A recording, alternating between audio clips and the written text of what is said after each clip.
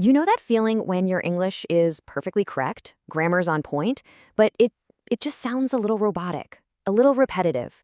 Well, today we're going to unlock a really simple technique that is an absolute game changer for making you sound more natural and fluent. Let's jump right in. Okay, just look at these two sentences on the screen. On the left, you've got, I wasn't confident, but now I am confident. And on the right, I wasn't confident, but now I am. Which one just flows better? It's the one on the right, isn't it?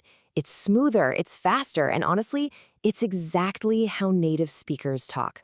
So let's break down how you can do this too. All right, first up, let's do a little listening exercise. I'm going to play you a short chat between two colleagues. Now, your job is to listen really carefully for how they manage to avoid repeating the same words over and over. You ready?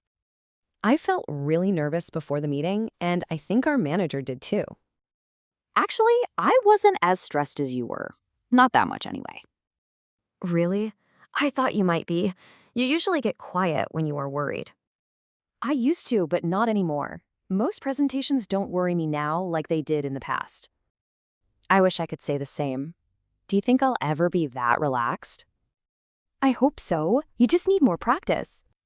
So, did you catch it? Throughout that whole conversation, they were constantly trimming their sentences, cutting out words that were already obvious. This first amazing technique has a name. It's called Ellipsis, and it's one of your most powerful tools for fluency. The idea here is actually super simple. Ellipsis is just leaving out words that everybody already understands from the context. You can think of it like a conversational shortcut. I mean, why would you say something all over again when the other person already knows what you're talking about? A lot of times you can just stop your sentence right after a helping verb, like is, can, or had to. Let's look at this in action. Instead of saying, I wasn't disappointed, but she was disappointed, you just say, but she was. It's so much cleaner. Or instead of, I want to finish early, but I don't think I can finish early, you just say, I don't think I can. And this last one is a classic. I didn't want to present, but I had to. We don't need to say the word present again, right? It's completely understood. Okay, so that was all about cutting words out. Now our second technique isn't about cutting. It's about swapping. We're going to replace words with shorter, more efficient ones, and this is called substitution. Substitution is basically your other secret weapon for sounding natural. All you're doing is taking a longer phrase and swapping it out for a tiny little word, like do, so, or one.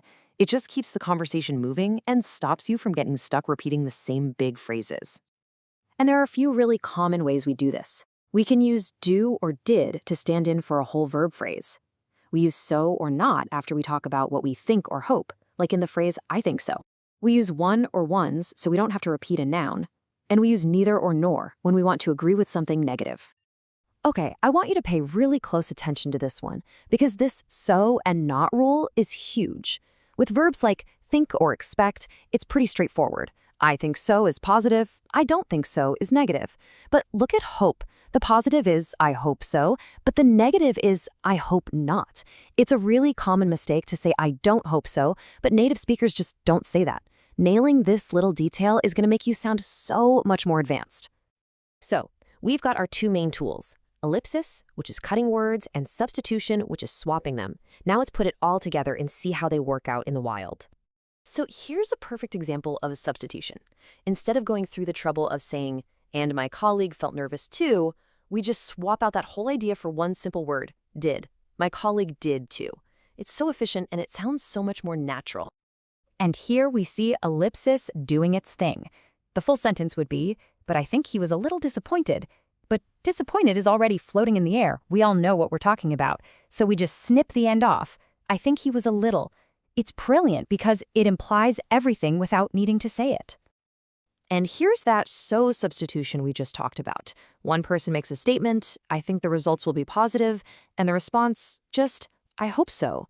It's so much better than saying, I hope that the results will be positive. And if you remember, this is exactly what we heard at the very end of that conversation we listened to earlier. And there you go. It's really that simple. You now have two incredibly powerful tools you can use to make your English sound more fluid and dynamic. Let's do one last super quick review. So just remember this. Ellipsis is about cutting words you just don't need to say. Substitution is about swapping out those long phrases for short, simple words. They're two different techniques, but they both have the exact same mission: to help you stop repeating yourself and to help you speak more fluently. So that's the whole idea. But knowing it is one thing, and using it is another. The real question is, how are you going to try this out in your very next English conversation? My advice? Start listening for it when other people speak, and then just give it a try yourself. You'll be surprised how quickly it becomes a habit.